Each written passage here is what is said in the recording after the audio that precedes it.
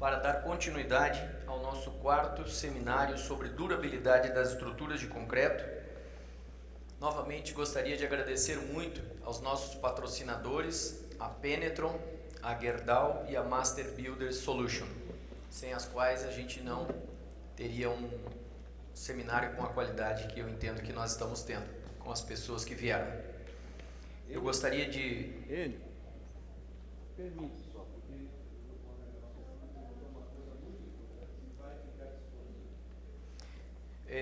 está sendo gravado e, pelo que eu entendi, todas essas palestras serão disponibilizadas para os inscritos. todas as palestras, todos os eventos estão sendo gravados e vão ser disponibilizados para quem quiser. Eu gostaria de estar no seminário de pré-moldados também, ou no de pisos industriais também. Não tem problema. Depois pode ter em casa, sábado à noite, domingo à tarde. É só para lembrar isso. Então, fica tranquilo que vai estar sendo tudo gravado. Paulo, uma boa programação, eu chamo o namorado, a namorada no final de semana para ver, né? Bom, pessoal,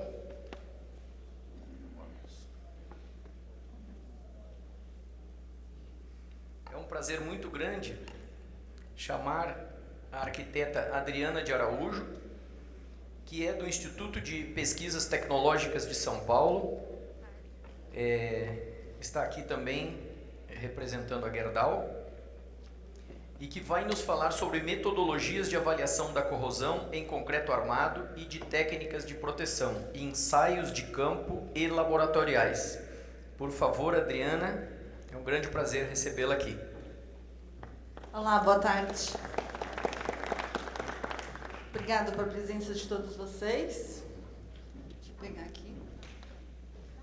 Agradeço muito o Ibracon e ao Gerdau por essa oportunidade. Estou muito feliz de estar aqui. Vamos lá. Ixi, eu vou ficar na frente. Acho que tem que ficar lá. Não vai ter jeito. Então tá. Primeiro eu queria falar um pouquinho sobre a importância do tema. Vou ser bem rápida sobre esse assunto. Os ensaios são indicadores de durabilidade. Por meio dos ensaios, a gente pode monitorar e prever o comportamento das estruturas frente a diversas ações agressivas, né? Todos nós sabemos disso. Os ensaios têm várias finalidades. No caso dessa apresentação, eu vou falar de ensaios, análise e inspeção voltada para avaliação da corrosão em campo, e depois eu vou falar de uns ensaios que, infelizmente, no Brasil são pouco conhecidos, mas são os ensaios que permitem a gente avaliar diferentes composições do concreto, tanto em relação ao aquecimento, tipo de cimento, como são ensaios que avaliam técnicas de proteção. Assim, você pode avaliar, por exemplo, diferentes anodos, diferentes sistemas de pintura, para você definir qual que você vai aplicar na sua obra. Outro ponto importante que eu acho que quando a gente fala em avaliação da corrosão é a gente pensar na vida útil das estruturas. Vou ser bem rápido aqui, que esse tema já foi bastante falado. Na minha prática, sem a realização de ensaios, análises ou monitoramento da estrutura, você não consegue determinar o tempo de despassivação da armadura. Isso é real. Quando a gente vai em campo, quase 100% das vezes, porque a minha atividade é muito de campo, né? Então, quando a gente vai para campo, quando a gente chega lá, eu já vejo a fissura de corrosão, já vejo a mancha de corrosão, já vejo o desplacamento. Então, embora, né, a gente prega muito que a vida útil se encerra... Está funcionando aqui? Deixa eu ver. Se encerra com a despassivação, mas na prática a gente acaba vendo esse período aqui, que é o início da despassivação ou quando já começa aqui, especialmente nessa região em que começou a aparecer as fissuras e a mancha. Esse período de propagação, né, a partir da despassivação, aqui iniciação. A gente sabe que os dois principais agentes é o CO2. Eu moro em São Paulo, se você andar nas ruas, você vê todos os postes com corrosão, né? Então, só para relembrar, né, que a carbonatação resulta em uma corrosão generalizada e isso ocorre devido à redução do pH.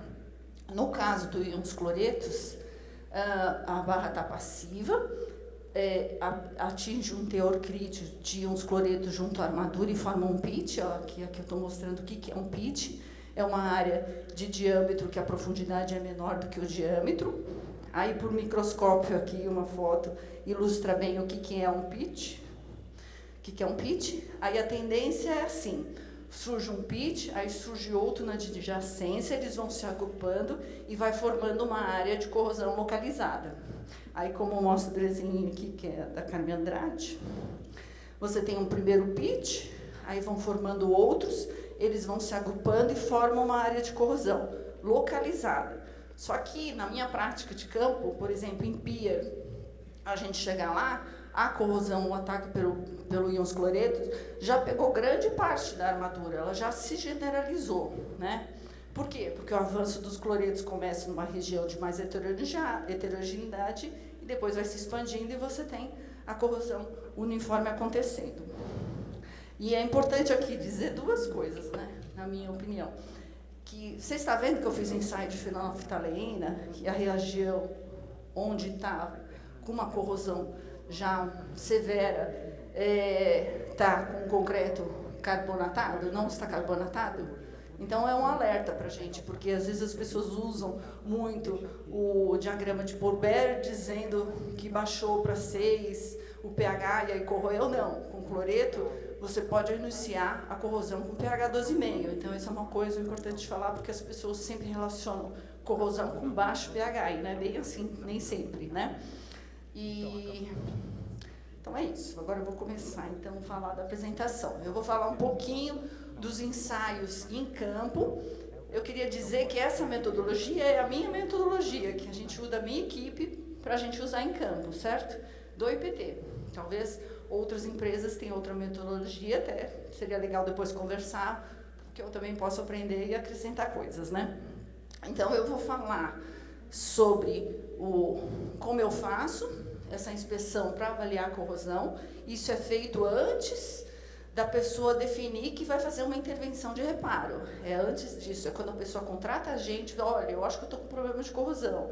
Olha, eu quero avaliar como está o comportamento da minha estrutura, eu quero fazer uma previsão de vida útil. Aí eles chamam a gente para fazer esse tipo de avaliação.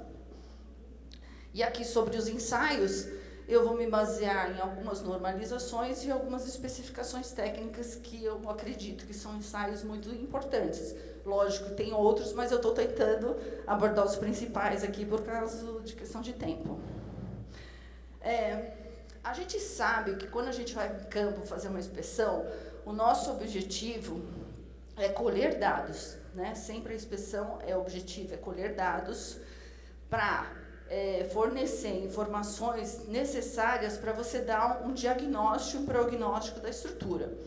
Tudo isso para quê? Visando o atendimento aos requisitos de durabilidade, funcionalidade e desempenho, certo? No meu caso, quando eu vou para campo, geralmente eles não me contratam para esse tipo de inspeção, eles estão me contratando para avaliar o risco, estou falando eu ou o IPT, né? Contrata para a gente ir lá avaliar a corrosão. Então, a nossa metodologia é um pouco diferente. A minha metodologia para a inspeção, o objetivo dela é definir áreas ou elementos onde eu vou fazer a avaliação do risco de corrosão. Essa é a regra geral. É lógico que, por exemplo, eu estou dando um exemplo, não dá tempo para discutir estudos de caso, mas aqui eu estou dando exemplo, por exemplo, da FAO, que a gente foi fazer avaliação de corrosão, e lá, por ser patrimônio, por ter muitos problemas, o meu trabalho lá, fiz parte de um grupo muito grande, e aí foi uma inspeção assim, extremamente detalhada, além do que usualmente se faz até em pontes e tudo. Então, tudo depende de caso a caso. Bom, então agora eu vou falar como é que a gente faz. A gente vai lá, faz o reconhecimento da estrutura. Aí a gente identifica aonde tem mais pontos de patologias, onde tem o ambiente mais agressivo, e com esses parâmetros, e junto com o cliente, né, às vezes o engenheiro local, a pessoa da manutenção, se é uma indústria e tal, e a gente seleciona elementos, e nesses elementos nós vamos selecionar áreas que a gente acredita que é importante fazer a avaliação do risco de corrosão. Então, a primeira coisa que a gente faz é delimitar a área. É lógico que o tamanho dessa área depende também do elemento. Aqui, como era da empena da FAO, foi fácil fazer uma área bem grande. Nessa área que a gente seleciona para fazer inspeção, a primeira coisa que a gente faz é olhar todas as manifestações patológicas e a gente cria um gráfico ou uma representação em desenho mesmo. Essa inspeção das patologias compreende a abertura de fissuras e concavos. Além disso, nessa mesma área, a gente avalia a espessura de cobrimento, a gente tem mais de um tipo de equipamento, e também fazemos uma representação gráfica, podendo ainda fazer uma correlação para definir qual elemento, o tipo de elemento que está mais deficitário de cobrimento. E todos esses já parâmetros aqui já ajudam a gente a ter ideia do risco de corrosão, já é uma análise preliminar. Bom, aí vocês sabem que para fazer a medida do potencial de corrosão, que é a medida básica para fazer a avaliação, a gente tem que fraturar o concreto e expor a armadura. A gente faz isso, só que a gente faz isso na área externa dessa área selecionada, mas na proximidade, mas fora da área. Para essa fratura, a gente utiliza essa área para fazer a avaliação do estado eletroquímico da armadura, porque eu já tenho que expor para fazer a medida do potencial, então eu já uso essa trecho de armadura exposta para começar a minha inspeção. E o que eu faço? Você tendo a vista um pouco treinada, você consegue identificar quando a armadura está em estado passivo e ativo somente pelo exame visual. A gente faz isso. Depois disso, eu passo geralmente um pincel para tirar pozinhos e tal, faço uma preparação e, dependendo da agressividade do ambiente, a gente faz um ensaio de carbonatação ou da contaminação com iodo cloreto com solução de nitrato. Aqui eu não vou explicar, está escrito aqui, existe sempre, todos os ensaios em geral, não só de campo de laboratório, sempre tem uma setinha, alguma regrinha que a experiência traz e não dá para a gente falar aqui em detalhes sobre isso, né? Bom, aí depois que eu fraturei, fiz o exame visual, avaliei a frente de penetração de cloreto ou carbonatação, a frente de carbonatação, se a armadura apresenta perda de nervuras, muito acúmulo de produtos de corrosão ou já visivelmente uma área de perda de espessura, de diâmetro, desculpa, eu já lixo essa armadura, em geral com uso de equipamento mecânico, e depois que eu fiz esse lixamento, eu faço em várias áreas, pego o parquímetro e vou medindo qual é o diâmetro residual dessa armadura. Em seguida, o Fabiano está aqui, né? O pessoal deles que fazem essa parte na área de inspeção, também na área adjacente da área que eu selecionei, a gente faz extração para ver o perfil de penetração de cloreto, se é o caso, e também faz extração de testemunhos quando necessário.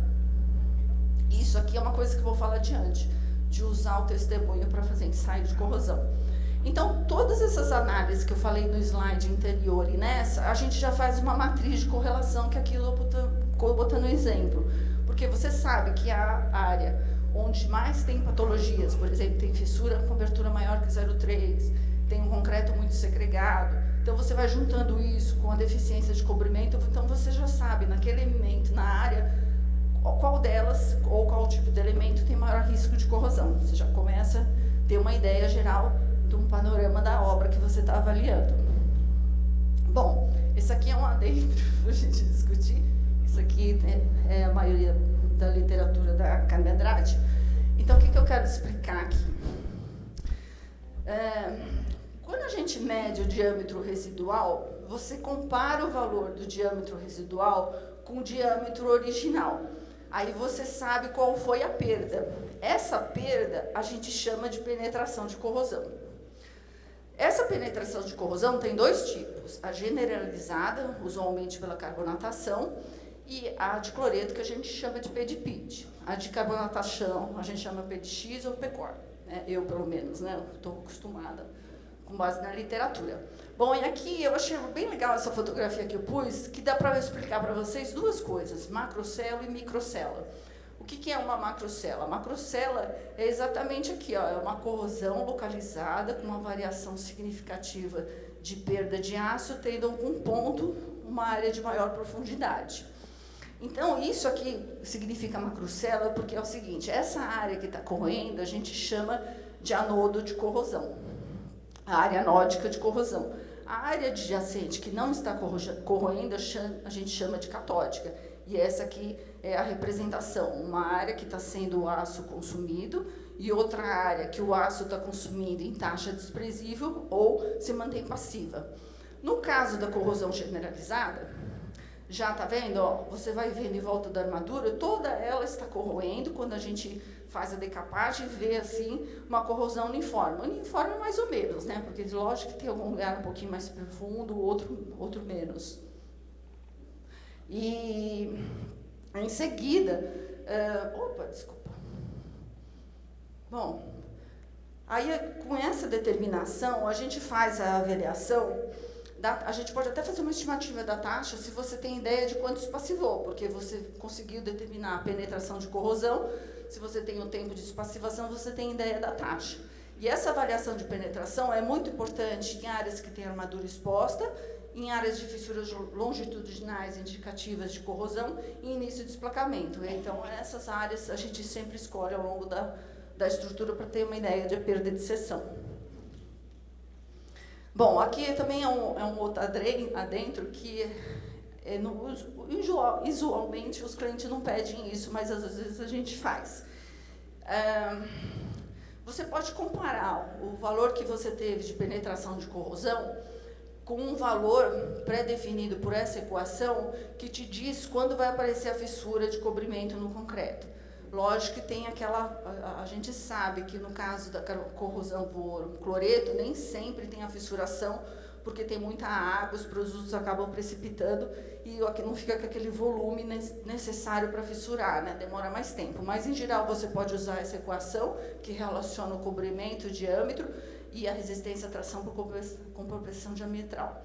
Também você pode, tendo uma ideia do ambiente, principalmente o teor de umidade do concreto naquele local, que está relacionado com as condições atmosféricas, você consegue calcular também quando vai aparecer o tempo de fissura. Bom, aí eu vou falar um pouco da resistividade elétrica. No caso da resistividade elétrica, aqui eu anotei por que ela é importante. A gente sabe quando no período de iniciação, que a maioria dos mecanismos de degradação estão relacionados com umidade. Então, se você periodicamente avalia a umidade do seu concreto pela técnica de resistividade elétrica, você já sabe avaliar risco não só de corrosão, mas de outros fenômenos de degradação. Você pode também, pela medida periódica da resistividade, determinar a penetração de íons cloretos, tendo até um ensaio americano específico sobre isso. Avaliar desempenho e tal. Agora, no caso da corrosão, a corrosão é quase certa e severa se a resistividade elétrica do concreto estiver muito baixa, a armadura estiver despassivada. Já me falaram do tempo aqui, eu não estou nem na metade, acho que eu vou começar a ficar nervosa. Então, é assim, ó, aqui eu estou ilustrando uma fissura, você fratura e expõe. Aqui é exatamente a macrocélula de corrosão que eu falei antes, que eu estou representando aqui. Ó. Então, eu vou explicar a importância da resistividade elétrica. Se você tem uma fissura, a corrosão vai acontecer logo aqui.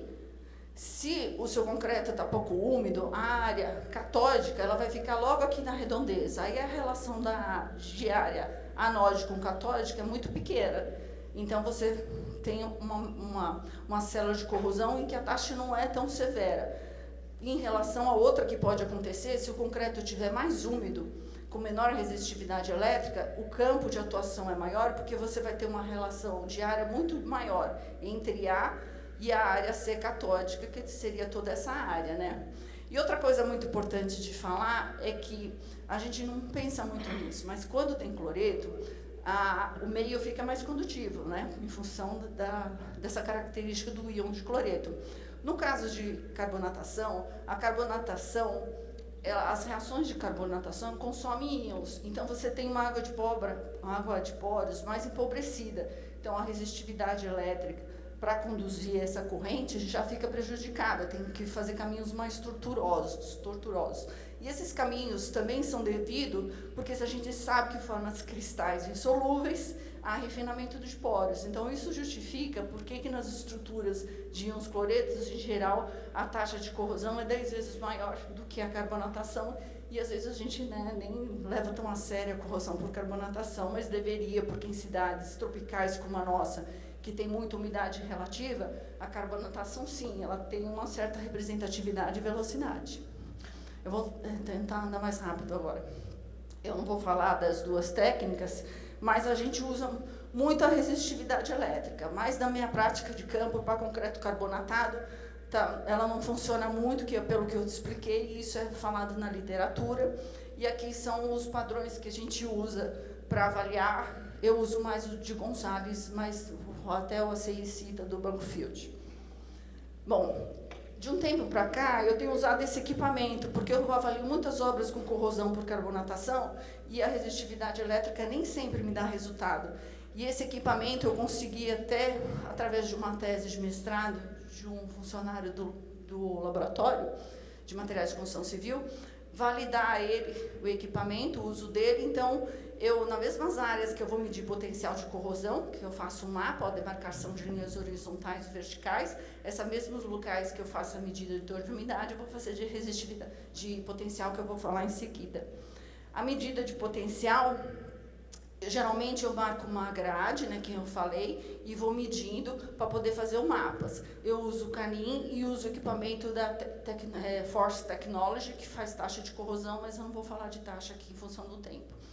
A gente pode também identificar onde estão as linhas das armaduras e fazer medidas sobre elas. E a medida que consiste em contato elétrico de um terminal com a barra e o outro na superfície. Então, quando tem uma macrocela, a intenção é identificar essas áreas. Quando tem a macrocela, você tem uma área anódica, que está com a corrosão, com potencial extremamente baixo. E na adjacência, o potencial é baixo, mas conforme ele vai indo para a área catódica, o potencial vai ficando mais positivo. Então, cria essas linhas de potenciais, que é elas que a gente identifica nesse... Aqui é um mapa simplesinho, mas é um mapa que eu faço muitos. E aí, onde tem uma região de gradiente em torno de mais ou menos 150 milivolts, é as áreas que tem mais risco de corrosão, e a gente relaciona com todos aqueles outros resultados, e é através da análise dessa com outros que a gente define no relatório o que a gente vai recomendar para a pessoa fazer de recuperação da estrutura. Bom, aqui vou bem rapidinho, eu tenho um artigo que eu publico essa relação, e para dizer que lá no MPT a gente já estudou vários sistemas de monitoramento das estruturas, e entre elas avaliamos eletrodos, porque a gente tem que saber, deveria estar usando mais eletrodos embutidos, que com o uso deles você sabe quando a armadura despassivou. Né? E os sensores também, que você pode acompanhar a frente de penetração de cloreto e de carbonatação. E eu queria falar que a gente usa muito a norma ASTM 876, né, os parâmetros dela, e eu queria reforçar que ela não fala de taxa de corrosão. Como eu falei, acho que eu não vou explicar isso por causa do tempo, desculpa, vou para frente. O que eu queria dizer é o seguinte: eu recomendo que vocês usem Zerner, Etiol, que são outros, acho que a Carmen Andrade também está aqui, e também o livro do Bertolini, que ele dá uns parâmetros para avaliar. Eu vejo gente usando o critério da STM para avaliar corrosão em concreto carbonatado. Não é adequado. Ela foi feita para as estruturas contaminadas com cloretos. Então, aqui você tem tabelas, eu tenho artigo também que eu já traduzi esses dados, que tem a ver com o tipo de umidade no concreto e também se é contaminado por cloreto ou carbonatado. Né? Esses tipos de avaliação, critérios, são mais adequados, na minha opinião. Bom, aqui só para dizer bem rápido, que hoje em dia a gente está usando armaduras galvanizadas e que a gente tem que se preparar para também avaliar a corrosão dessas armaduras. Eu já tive a oportunidade de avaliar, e de novo, eu não vou usar esse critério, as taxas de corrosão, eu não vou nem explicar, mas por causa do tempo, mas dizer que a gente pode também, é importante avaliar. Bom, vou falar dos ensaios bem mais rápido ainda. Esse ensaio aqui, eu acho muito legal. Eu acho que é importante a gente começar a pensar nele, porque você vai lá em campo, avalia o concreto, e aí você tem a chance de extrair um testemunho para caracterizar as propriedades do concreto. Puxa vida, tira uns corpinhos de prova mais armado e vamos usar eles para você prever quando a vida útil. Você pode estudar a vida útil em função de só alguns testemunhos extraídos, que você pode determinar Quando vai começar a acontecer a despassivação pela carbonatação, pelo cloreto, você pode até utilizar eles para avaliar alguma técnica de proteção, e é um ensaio bem simples, que você monitora o potencial e você põe na imersão parcial, aqui no caso de cloreto, e vai adicionando, para ser um ensaio acelerado, você vai aumentando a concentração de água, vai monitorando e você consegue ter dados para você fazer uma modelagem, um modelo matemático. Bom, esse outro ensaio aqui já é normalizado, é na norma europeia. Você tem, tem um corpo, tem um corpo de prova, bem pequena, fácil de fazer, uma moldura só. Você coloca a solução aqui, no sobrenadante dela você põe um cobre, uma chapa de cobre conectada com uma chapa de ácido inoxidável embaixo. Entre eles tem uma fonte de tensão. Então, por migração, você determina um tempo curto, né, porque é um ensaio acelerado, o teor para despassivar através de medidas periódicas de potencial quando você faz essa desconexão. E aí você, depois de 28 dias, você pode determinar a taxa ou ainda continuar com a fonte e determinar a taxa de corrosão, ainda com a atuação da fonte de tensão. E é importante que você pode obter o coeficiente de difusão, que é uma coisa importante também para previsões. Aqui só para dizer que todos os ensaios que eu estou falando, você pode adaptar para estudo. Por exemplo, tem uma pessoa, um ensaio recente, 2020, que adaptou esse ensaio aqui para avaliar a corrosão em elemento protendido, né? Então, os ensaios podem ser adaptados conforme a necessidade do cliente, e a gente está lá para isso, né? O gostoso é a gente ter desafios. Esse ensaio aqui, ele é muito legal, a gente usa muito. Eu não sei porquê, mas ele é extremamente conhecido no exterior e é um dos mais usados para avaliar técnicas de proteção. Eu não falei do outro, e serve para o outro ensaio que eu acabei de mostrar da norma espanhola, mas como desse também, você pode avaliar hidrofugantes, você pode avaliar inibidor de corrosão, você pode avaliar barras especiais, tanto no ensaio anterior como esse. E esse aqui, ele não tem migração porque você não põe uma fonte de tensão, né? Nesse aqui você põe aqui já faz parte do corpo de prova, você põe a solução salina em cima, ela vai penetrando devagar, e aí a barra de cima tende a corroer, enquanto as de baixo ficam passivas. E desse modo você tem uma macrocélula de corrosão. E aí eu queria falar uma coisa muito importante. As pessoas acham que monitorar a estrutura é ir lá e medir o potencial. Não é, porque às vezes você pode estar usando um anodo de sacrifício, aí você vai lá, é lógico que você vai obter o potencial de, sei lá, menos 700, dizendo que ele está ativo, que ele não está passivo, mas você deveria estar monitorando a taxa de corrente, né?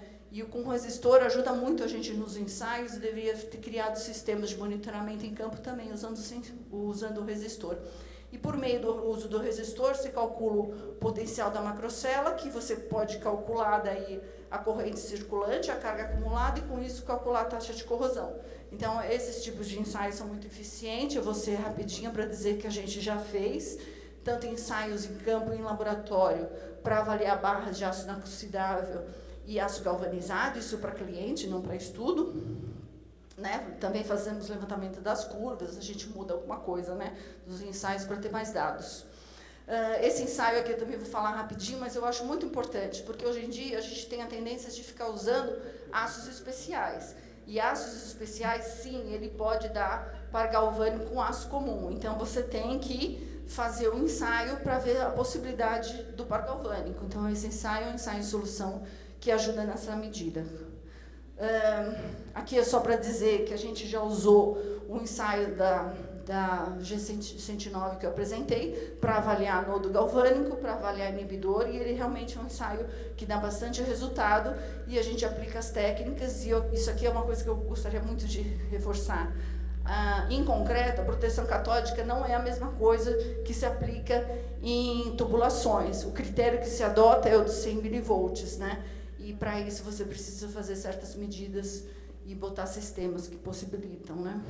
Eu já estou acabando a apresentação. Esse aqui é outro ensaio específico para anodo. A gente teve um estudo porque não é só avaliar o anodo, se ele protege as barras e todas elas atendem o critério de 100 mV. Você tem que avaliar também a vida útil do anodo, né? Então, os ensaios possibilitam isso para a gente avaliar. E aí eu queria falar também esse aqui, que você... É um tipo de laje, é um procedimento de ensaio também muito adequado para você avaliar técnicas de proteção. E aqui, como eu estava falando de reparo, por exemplo, você põe o reparo aqui, o anodo galvânico dentro do reparo, você consegue ver se os 100 mV atende às barras da redondeza, quanto tempo ele tem vida útil. Você pode comparar um anodo com o outro, porque depende também do campo de atuação, e esse ensaio possibilita você avaliar isso e diversos esquemas, né, como inibidor de corrosão também, né.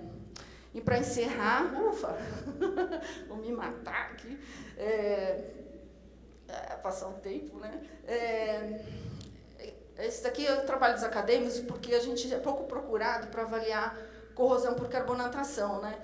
Mas é muito importante, a gente deveria estar estudando mais, porque no Brasil, que as umidades relativas são altas, a taxa de corrosão em carbonatação, às vezes, é significativa, sim, inclusive por causa das deficiências de cobrimento, falta de manutenção e etc. Então, aqui, por exemplo, é um corpo de prova que foi criado para avaliar revestimento superficial. Como teria dificuldade de fazer imersão para fazer medidas eletroquímicas, a gente botou as condições internas para poder avaliar tudo para carbonatação. Tem também estudo de ácidos especiais e tem também um que está sendo finalizado agora, que você carbonata, deixamos a corrosão evoluir um pouquinho, e daí depois a gente avalia as técnicas de inibidor de corrosão, avalia o realcalinizante, para ver a eficiência deles, porque quando você aplica, você já tem a corrosão, você já tem um pouquinho de produto de corrosão na barra, então você tem que, no ensaio também, fazer a representatividade dessa condição de campo, né? E faz as medidas eletroquímicas usuais.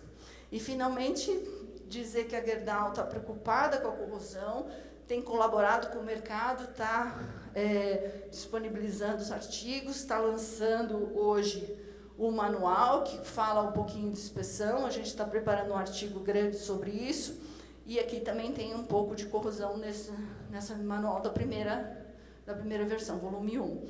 E até na apresentação do Enio, tinha um senhor que perguntou sobre barras de espera, sobre corrosão, e exatamente esse é o título dos artigos que está disponível lá, como proteger as barras de espera contra a corrosão e preparar, porque às vezes está contaminada com cloreto e etc. E aqui o QR Code que vocês podem acessar a Gerdau, que é a patrocinadora de eu estar aqui hoje. Eu agradeço bastante, por favor. Acabei, obrigada.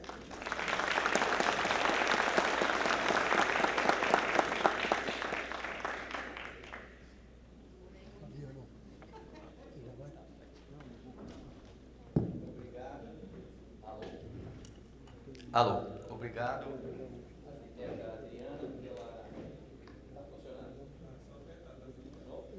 Alô, obrigado, arquiteta Adriana, pela excelente apresentação. E eu chamo então aqui para o palco o nosso também querido amigo Emílio. Por favor, Emílio. Está por aqui? Ah, está ali. Emílio Takagi, então, da Penetron Brasil, que vai falar sobre o aumento da durabilidade das estruturas de concreto com o uso de cristalizantes. Por favor.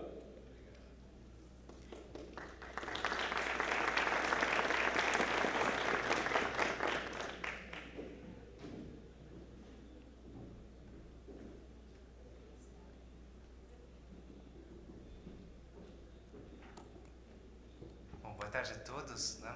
É muito bom ver muitos amigos aqui. Eu acho que é importante a gente estar mostrando quais são os próximos desafios que a gente vai ter dentro da construção civil e como a gente pode estar explicando para vocês como é que o cristalizante funciona, né, para os próximos desafios que a gente chama de, que eu diria são duas coisas que eu acho que é importante, falar sobre crescimento verde e crescimento azul, né? Esses são os dois grandes desafios que a gente tem na construção civil, né? Que nem aqui no nosso logo do nosso amigo patrocinador da Votorantim, né? Você tem verde, né? Verde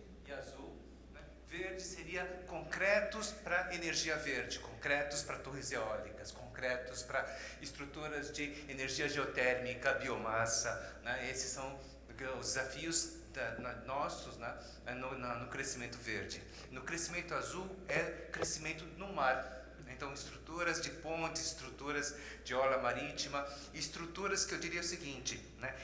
Torres eólicas dentro do mar, torres eólicas offshore, que é uma das coisas que, né, a gente vem ouvindo falar muito, né, do Nordeste fornecendo quase 50 Itaipus, né, em termos de energia elétrica aqui no Brasil. Então, esse é o contexto que eu queria colocar a nossa palestra de hoje, né, em relação a como a gente vai vai conseguir ter esse concreto de ultra alto desempenho, né, aumento da durabilidade. E é para isso que eu preciso da durabilidade desses elementos chamados cristalizantes, né? São 4 temas, né? Então a gente vai falar um pouquinho do fenômeno de autocicatrização, né? Vai falar um pouquinho do concreto de ultra alta durabilidade que utiliza esse fenômeno de autocicatrização, né? Então o fenômeno a gente chama de self-healing, né? Então é de autocicatrização. Então concreto autocicatrizante seria self-healing concrete, né? Um pouquinho de dosagem desse concreto autocicatrizante e também das futuras perspectivas, que é exatamente esse crescimento verde e crescimento azul, né? Então, uma das coisas que eu diria é o seguinte, eu trabalho com isso desde 1996, então muita gente nem tinha nascido aqui, né? Mas eu diria que é uma tecnologia que é como se fosse, né? Eu estou com minha orientadora aqui, a minha professora Maria Ângela, né?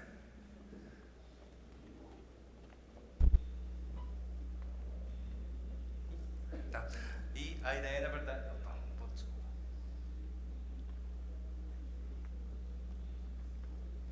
Né?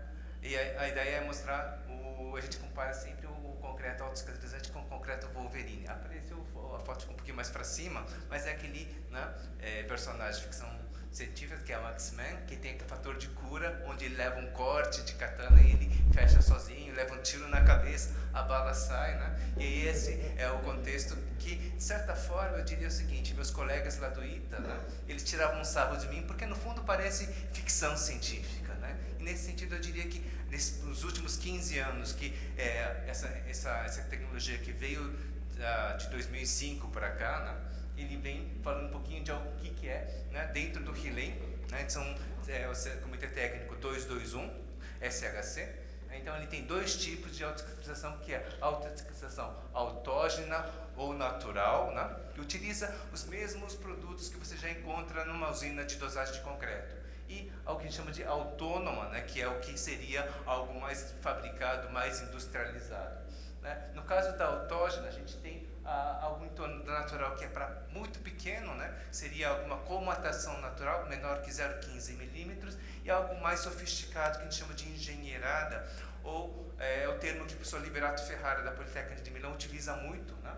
Mas é que vai até 0,5 milímetros, nesse caso utilizando o cristalizante. Nesse caso a gente tem 3 tipos de aplicação, onde a gente tem a fissura e você tem, por exemplo, no tipo A, reforço com fibra. Você usa fibra para ele restringir essas fissuras, né? Você utiliza polímeros superabsorventes para você fazer uma matriz mais reforçada. E você utiliza cristalizantes e aditivos compensadores de retração para você fechar essas fissuras, né? Então, dentro dessa fissura você vai encontrar um cristal desse tipo, que ele tem uma característica que a gente chama de cristal dendrítico, ou como se forma de galho de árvore. Então é bom mostrar, né, como é que se forma, né? É um efeito de nucleação, né? Então ele tem essa característica disso. Quando a gente tem, né, a autônoma já é mais sofisticada, você tem cápsulas, tem uma série de outros tipos de materiais que dentro dessas cápsulas tem epóxi, silicato, né? E às vezes até bactérias, que eu acho que é uma coisa bastante interessante, que estão utilizadas bastante. Então você tem uma forma de bactérias que vai produzindo cálcio e a reação com o dióxido de cálcio vai formando carbonato de cálcio dentro da fissura. Então nesse tipo de aplicação, por exemplo, ele consegue fechar fissuras de até 1 milímetro de espessura, né? dentro do livro do Ibracon, a professora Fernanda Pacheco, eu, a Maria Ângela, né, o professor Bernardo Tutian, a gente tem um artigo discutindo sobre concreto autocicatrizante contra concreto autorregenerante, que diria que é o próximo passo do concreto autocicatrizante, que é você, além de selar a fissura, você monolitizar esse concreto. Então, o autorregenerante é um desafio maior, porque eu preciso ganhar resistência. No caso do concreto autocicatrizante, é mais durabilidade. Eu evito que o material agressivo entre pelo concreto. Duas coisas eu acho que é importante, né? A intenção e a confiança. Então, você precisa ter concreto autocicatrizante, diferente do natural, ele é intencional. Então, a primeira pessoa que pensou em fazer concreto autocicatrizante é a professora Caroline Dry, da Universidade de Illinois. Essa senhora, desde 1994, ela é considerada a mãe do concreto autocicatrizante e ela é uma arquiteta.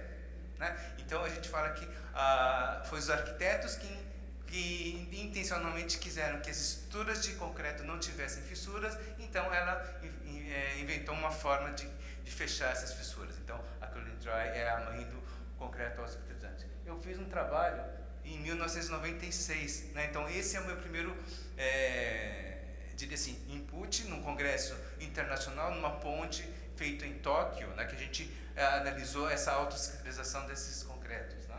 E algumas obras que eu acho importantes, que são essas duas referências, que é esse material Self-Healing Phenomena, fenômenos da autocicatrização em materiais de base cimentícios.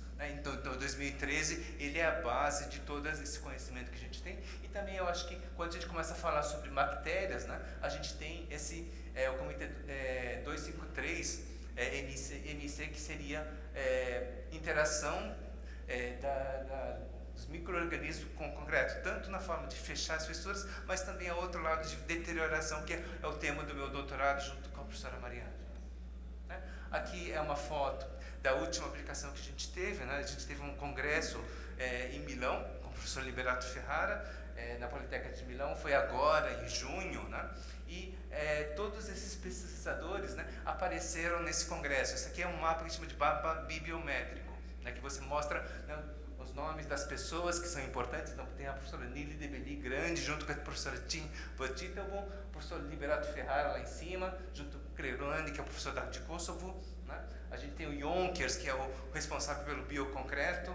Então, isso mostra uma ilha grande dos pessoas europeus, junto com uma ilha grande também de chineses, sul-coreanos, que é uma parte que às vezes a gente acaba não estudando muito, mas eles têm uma produção muito ativa e muito grande na questão de concretos autocicatrizantes.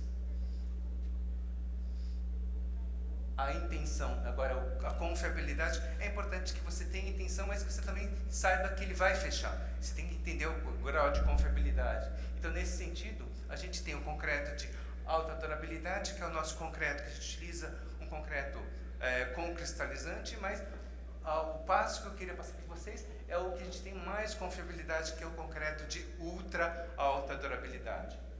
Então, a gente vai tentar mostrar um pouquinho a diferença de um com o outro, mas você vai ter, por exemplo, o concreto convencional ali, com 10 centímetros de espessura, com 25 megapascal. Ele é um projeto da Resilience que vai comparar uma série de concretos. Concretos, por exemplo, de alta durabilidade de 40 megapascal, com cristalizante e com 6 centímetros de espessura. E agora esse concreto de ultra alta durabilidade, onde tem com os mesmos 3 centímetros, ele tem a mesma performance de 10 centímetros, onde uma coisa bastante interessante é mostrando um pouquinho a matriz de como é que é.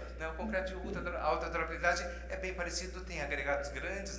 Agora, o concreto de ultra alta durabilidade é quase uma argamassa. Então, são 1000 kg de cimento, mais 300 de escória de alto forno. Basicamente, ele tem nanopartículas, que é o cristalizante, mais nanofibra de alumina, polímeros superabsorventes dentro desse material. E uma coisa bastante interessante, ele tem uma resistência à tração muito grande. Então, às vezes você não necessita de utilizar uma armadura. Isso possibilita você fazer impressora 3D.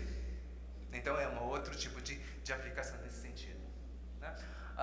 Entrando agora na questão do concreto de ultra alta, na questão dos materiais normalmente, concreto Wolverine, né, e o concreto de ultra durabilidade da Resilience. Basicamente, os materiais, ele vai estar trabalhando, quando a gente trabalha com CP3, né, a gente tem trabalhado bastante com essa questão da sinergia. Né? Então, junto se utiliza muito silicativa, até 8%, e alguma coisa em torno de cristalizante. Esse seria o que a gente utilizou na laje de supressão do MIS, e também nessa cobertura fluida do Museu do Mar. Né? No caso de cimentos muito puros, a gente faz essa sinergia com filler calcário, né? Uma forma que a gente utilizou bastante nesse túnel, nesses pré-moldados, onde se utiliza, foi utilizado para um túnel, né? Dentro de um silo de grão, e esse é o formato que a gente tem utilizado bastante. Né? Então você vê que está totalmente seco, aqui passa a correia do agregado, né? E aqui a gente tem, por exemplo, o concreto de ultra alto desempenho. Né? Então ele usa aquelas três, né? As três conceitos, em vez de utilizar individualmente, ele soma os três, né? Fibra, mais polímero absorvente, mais cristalizante e mais expansor. Né? E a ideia é que você use alguma coisa em torno de 1%, 0,5% de nanocelulose e 0,8% a 1%. Esse é mais ou menos a receita de um concreto de ultra alta durabilidade. Né? E esse é a base do projeto Resilience. Né? Então você vê aqui, né, você tem a onda azul, que é o crescimento azul, e uma folha, né, mostrando o crescimento verde. Né? E Resilience vem de resiliência. Então, ele basicamente é um concreto de alta performance reforçado com fibras. Né? Então, ele é um HPC mais a autocicatrização. Então, você tem muita fibra, você tem muita polímero absorvente, mais o cristalizante para ter a autoabsorção. Né? Basicamente, em termos de resistência, a gente tem essa característica. Então, é importante a gente trabalhar muito, né, a questão de maximizar os agregados. E a gente tem alguns procedimentos, tipo a água, a gente vai trabalhar sempre em termos de abatimento SC100, né?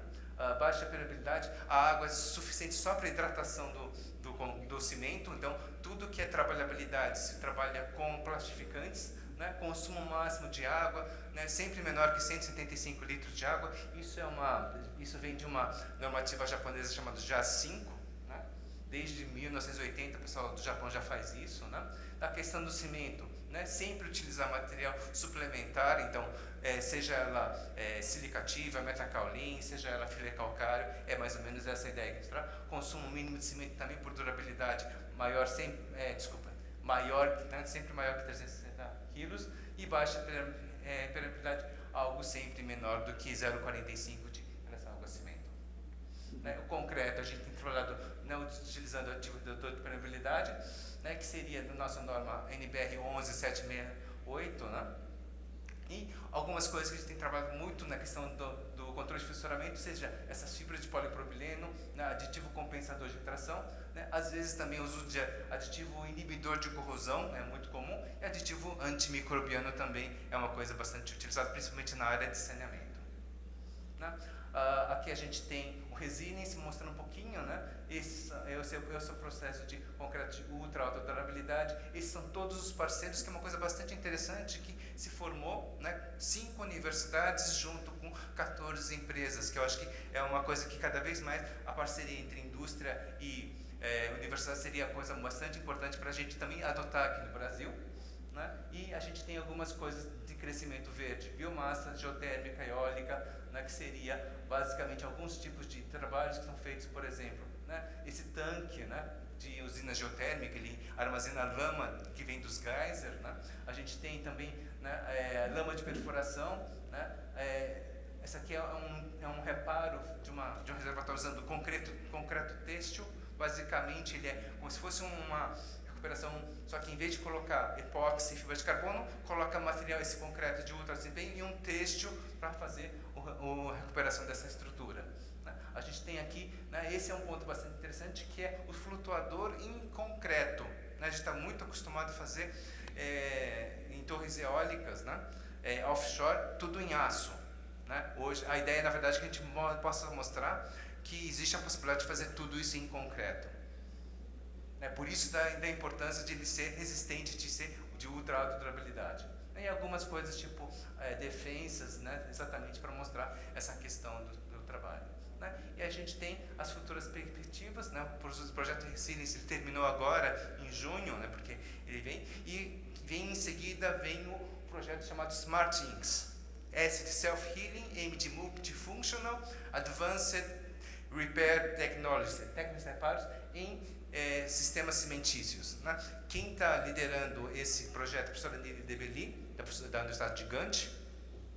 Né? Então, ele envolve o pessoal da Resilience, né? Mas ele envolve ali, mas não só o pessoal da Politécnica de Milão, mas tem uma série de outros, né? Outros componentes, universidades, e de novo, né? A universidade junto com a indústria fazendo esse tipo de trabalho dentro do projeto Smart Inks. Em maio do ano que vem vai ser o nosso primeiro congresso do Smart Inks, vai ser na Bélgica, na Universidade de Gante. Eu já combinei com o Josué para a gente ir junto lá, né? E a ideia, na verdade, é mostrar para que a gente está desenvolvendo esse material. Basicamente, sobre a discussão, né, das mudanças climáticas, né, desvelo das calotas polares, aumento, né, do nível do mar. Né? Então, a ideia é que a gente tenha cada vez mais estruturas dentro do mar. Né? 3/4 do planeta Terra é mar. Né? Então, a ideia de você ter cidades flutuantes, né, é uma coisa a ser pensada mais para frente, porque mesmo que você tenha elevação do nível do mar, a cidade sobe junto com o mar. Né? Então, essa, no fundo, é uma ideia que a própria ONU teve. Né? É por isso que ele tem incentivado isso, né, nesse sentido. Então, a ideia das cidades flutuantes é basicamente a gente começar a se acostumar a viver no mar. Então, em Copenhague, né, existe um lugar chamado Parquipélago, que você tem pequenas ilhotas onde tem uma árvore, você vai, né, você vai de barco e você descansa ali e você começa a se acostumar a viver no mar. Então, o Arquipélago é uma das iniciativas da própria ONU de você começar a descobrir o mar e ter uma estrutura em relação a isso. Né?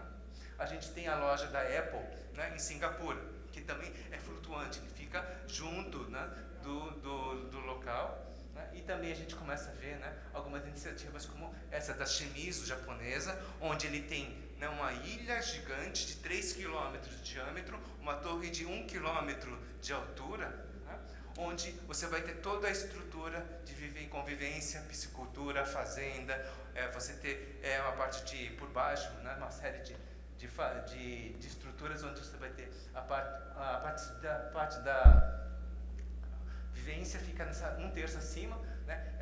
Essa base tem mais ou menos 1000 metros, né? Aqui tudo isso aqui tem alguma coisa em torno de 3 quilômetros de distância. Esse é um modelo que já está sendo feito, fazendas naturais. Aqui é uma torre fazendo vegetais, por exemplo, né? Uma lagoa para piscicultura, né? E aqui já tem alguns modelos já sendo testados, né? Em laboratórios, por exemplo, resistir a um furacão de classe F5, por exemplo. Então, já tem uma série de questões nesse sentido. Né? Eu diria que esse seria o nosso desafio, né, que a gente tem dentro. Né? Isso vai ser, ainda é uma coisa mais para o futuro, mas eu diria que a gente precisa se preparar, nós como concreto de ultra durabilidade. Principalmente porque nós, brasileiros, né, a gente tem isso aqui é para ser feito. Né? São 50 Itaipus. Né? Uma Itaipu gera 14 gigawatts. Multiplica isso por 50, são 700 gigawatts. Né? 700 gigawatts são 7.000 megawatts. Um aerogerador faz 7 megawatts. Então, são 1000 torres a serem feitas nesses próximos anos. Né? Hoje a gente só tem 8.300.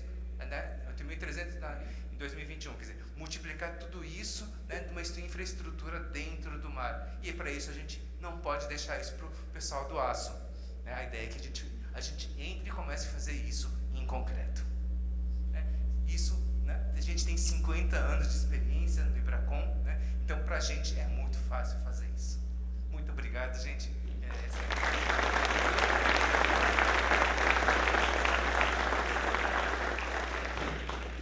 Emílio, já te convido para ficar aqui para o debate. Adriana, por favor, muito obrigado pela excelente apresentação.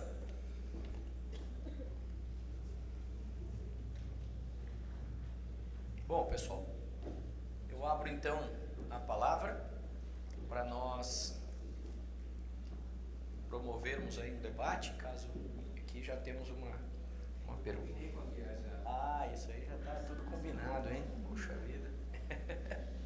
Mais uma pergunta, por favor, pode começar. O primeiro foi... Tu.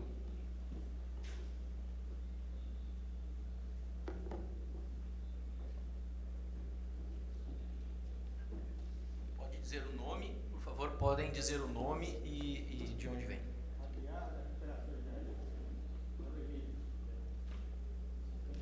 A gente não combinou não, brincadeira.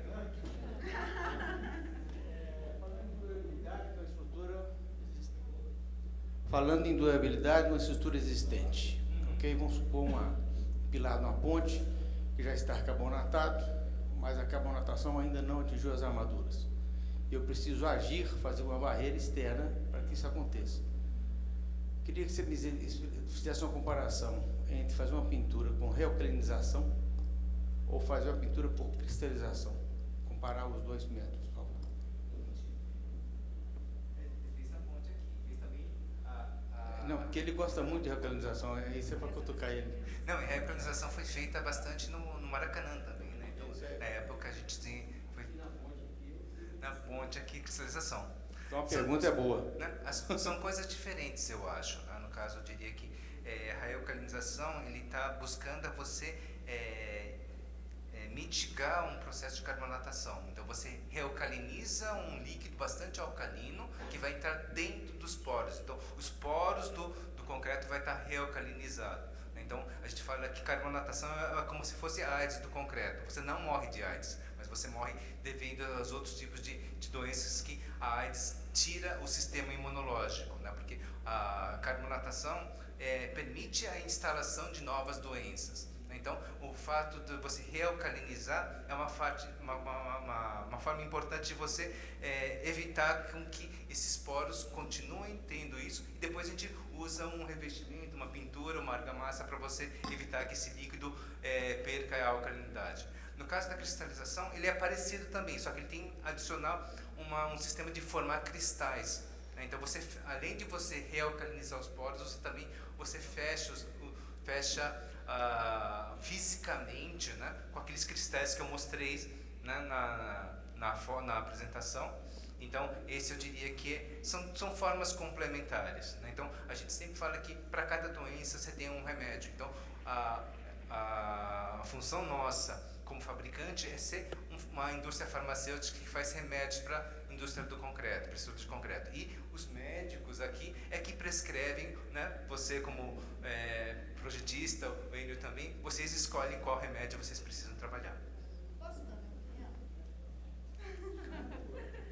Eu acho o seguinte, que depende um pouco também da profundidade de carbonatação que tem e que tipo de elemento. Porque realcalinizar uma viga que você tem que ficar aspergindo várias vezes e não dá para botar uma manta, para absorver, às vezes é muito difícil. E também se a carbonatação está muito perto da armadura, está quase despassivada, eu acho que talvez vale mais a pena você fazer uma proteção superficial que bloqueie a entrada da água, porque a partir do momento que a carbonatação está muito perto e a corrosão está para começar, se você põe a camada superficial, você pode proteger contra o ingresso da água, né? Então eu acho que o cristalizante ajuda para diminuir, com sistemas hidrofóbicos também, inclusive tem sistemas hidrofóbicos hoje de silanos de moléculas bem pequenas, extremamente eficientes para brecar a entrada da água, que está relacionado com a corrosão desencadeada pela carbonatação. Desculpa aí. Obrigado. Deixa eu complementar, a reorganização é melhor para concretos mais porosos também. Então, por isso, não é o remédio que cura, é o médico. Acho que esse é um ponto bastante importante.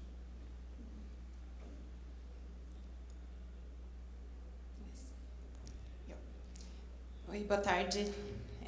Engenheira Jerusa, da Companhia de Saneamento do Paraná. Minha pergunta é para o Emílio também. Não foi combinado também. Não precisa, minha. Então, a gente começou recentemente a utilizar o aditivo cristalizante, né, com a função de autocicatrização das nossas estruturas. Aí surgiu uma dúvida. Em estruturas de sistema de abastecimento de água, no caso, por exemplo, um reservatório, nós podemos, com essa função da autocicatrização, né, do aditivo, nós podemos dispensar a proteção que hoje a gente utiliza, né, nós utilizamos a proteção dos gases com membrana flexível. A gente pode, assim, a gente vai chegar no nível de poder dispensar a utilização dessa membrana e apenas contar com a ação do aditivo autocicatrizante? Assim, esse é um ponto bastante importante dizer, que é o seguinte, né? Dispensar ou não é exatamente a questão do médico, né? Então, se você tem a parte gasosa, que é a parte mais, de certa forma, mais crítica de uma estrutura de saneamento, seja ela por causa do cloreto, seja ela por gás sulfídrico, né, que você tem em relação à questão da ácido sulfúrico biogênico, né, vai depender muito de como foi calculada essa estrutura e qual tipo de deformação que ele tem. Então, se você tem uma laje maciça, onde o cálculo foi feito dentro dos parâmetros de uma abertura de fissura até 0,2 milímetros, 0,2. né, 0,2 milímetros, sim, você pode, né, porque ele está feito para isso. Então, esse é o que a gente tem trabalhado bastante, né. Agora, se você tem laje pré, você tem uma série de outros tipos de lajes que você vai precisar de um material mais flexível, né? Então, isso, no fundo, às vezes é importante você estar trabalhando junto com um calculista estrutural. E é exatamente isso que a gente vai estar falando amanhã, né? No seminário de estanquidade e estrutura de concreto, onde a primeira pessoa que a gente chamou foi um calculista estrutural, Renato Cortopassi. Então, ele vai definir, não, eu preciso de um material flexível, que é o que a gente está discutindo bastante na questão do crack bridging ability, por exemplo, né? Então, normalmente, essas estruturas a gente faz com que ele seja mais rígido e onde, né, exatamente a gente pode, de certa forma, pelo calculista, né, pelo dimensionamento do calculista, dispensar uma membrana, por exemplo. Mas isso vai depender muito do calculista, não depende muito do produto, no sentido que o produto ele é daquele jeito, ele funciona daquele jeito. É importante que o calculista estrutural compatibilize, né, a deformação com isso. E isso tem uma série de formas de fazer. Então, normalmente a gente faz uma modelagem de elementos finitos, a gente faz um diagrama de isodeformadas e a partir daí você consegue saber se você pode dispensar ou não. Ok, obrigada.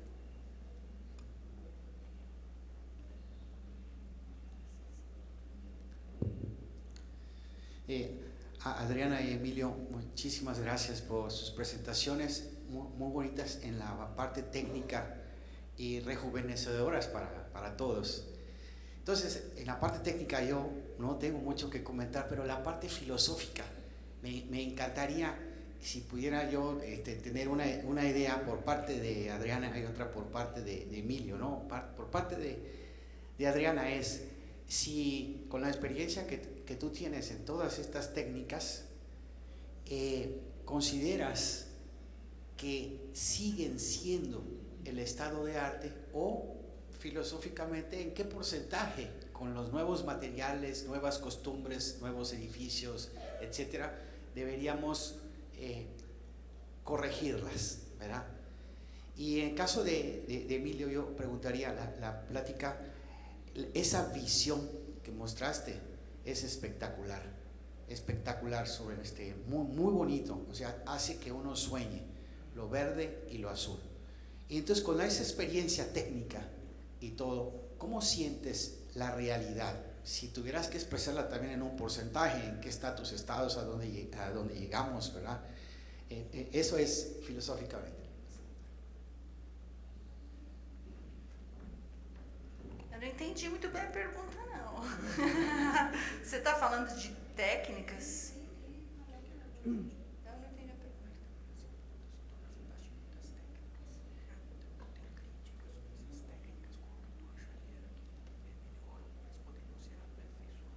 Ah, sim. Ah, não. Eu acho o seguinte, que a gente deveria estar usando mais sistemas de monitoramento e as medidas de potencial por mapa deveriam ser menos realizadas e voltadas mais para sensores. Eu acredito muito nos sensores e eu acho que a gente está usando muito pouco no Brasil, não está desenvolvendo sensores, gostaria muito que fosse assim, porque o ideal para mim seria monitorar por sensores. Tem sensores, por exemplo, que chama escada, né, que você coloca ele na espessura de cobrimento em várias profundidades. Então você sabe, quando 1 centímetro avançou à frente de carbonatação, você já sabe.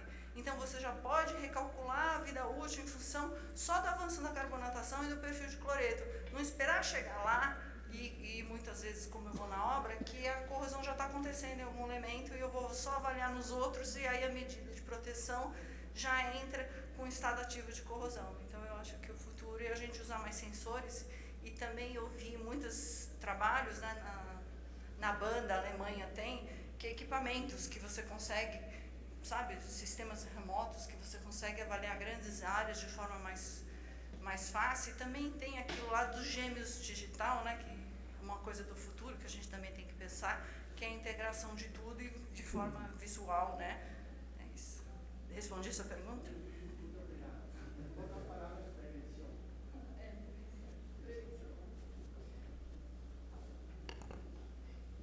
Bom, vindo a pergunta do professor Pedro Castro, para mim é uma honra, né? Porque no fundo eu diria o seguinte: o professor Pedro Castro sempre foi uma referência para mim, e hoje eu posso falar que ele é um grande amigo meu, né?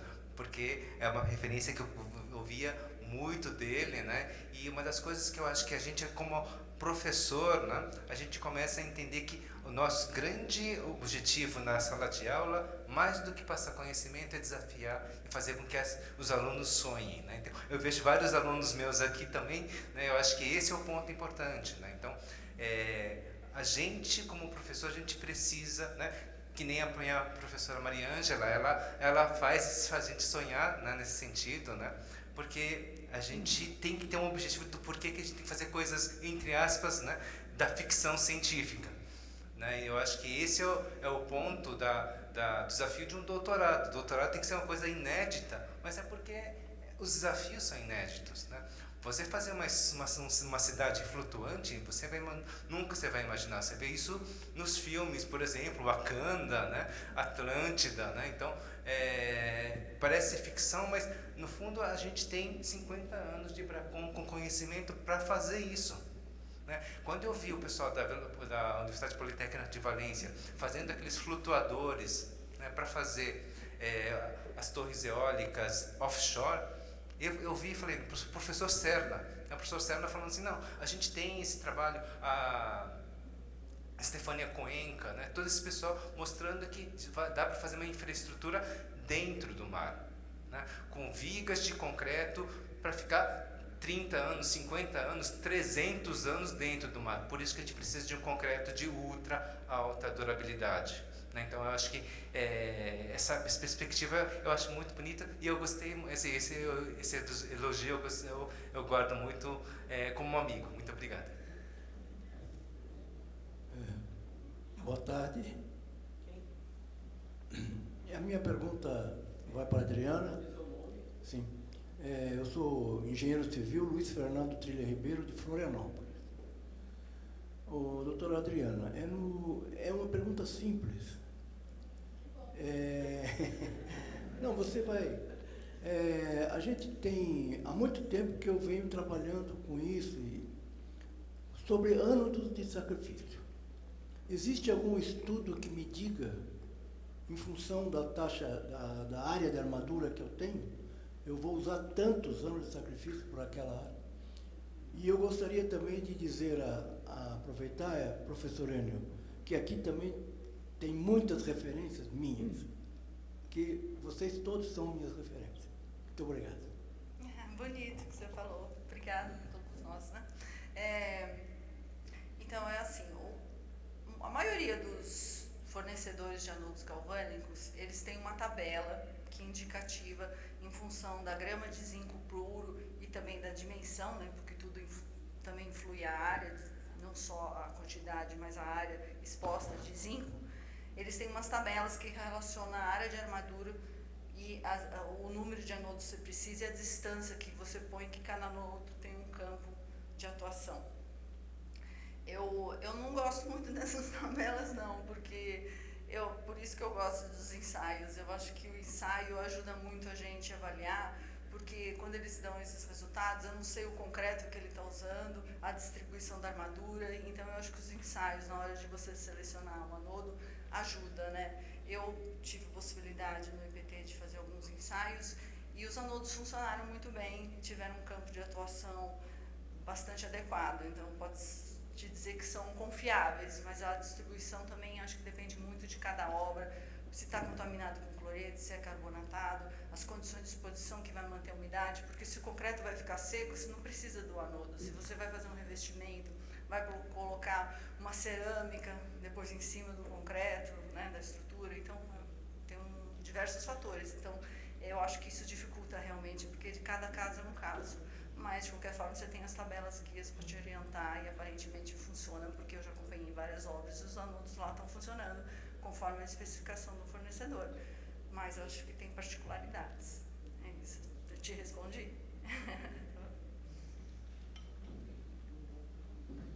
Ok, pessoal. Não temos mais perguntas. Eu gostaria de solicitar uma salva de palmas para a Adriana de Araújo e o engenheiro Emílio Takagi. Muito obrigado. Muito obrigado. E estamos encerrando. Gostaria de... Por favor, sentem só um minutinho para me despedir de vocês. Por favor.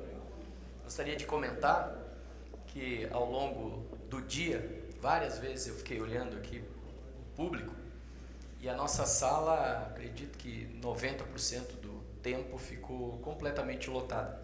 Essa é uma tradição do nosso seminário de durabilidade, que desde 2011 sempre lota os nossos auditórios. Isso nos traz uma felicidade muito grande. Queria dizer também que todos os palestrantes que estiveram aqui vieram voluntariamente. Esse é um espírito, né, que nós temos dentro do Ibracon, ser voluntários. Estou aqui trabalhando também voluntariamente, como vários de vocês em vários seminários. Isso é uma coisa extremamente importante, né, porque a gente traz, a gente se doa em prol da disseminação do bom conhecimento, do adequado conhecimento para produzir estruturas de concreto. E que nós temos a satisfação de ter o reconhecimento das pessoas, porque as pessoas notam, acredito que notam isso, acredito não, falam para a gente, notam isso.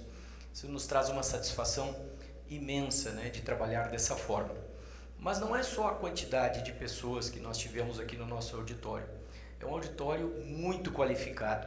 Vejo aí no rosto de vocês muitas pessoas de alta qualificação que acreditam, né, no conhecimento que a gente traz aqui para vocês. A gente traz um conhecimento nacional, a gente traz um conhecimento da América Latina, da América do Norte, da Europa, Emílio trazendo da Ásia aí também, né? Ou seja, a gente procura aqui trazer o que se está fazendo no mundo. Essa é a ideia. Então, gostaria de terminar aqui o nosso seminário e queria dizer para vocês que termino com muita energia e com muita vontade de fazer o 5º seminário de durabilidade das estruturas de concreto num próximo Ibracon. Muito obrigado pela presença de vocês e aproveitem porque ainda tem muito congresso. Muito obrigado.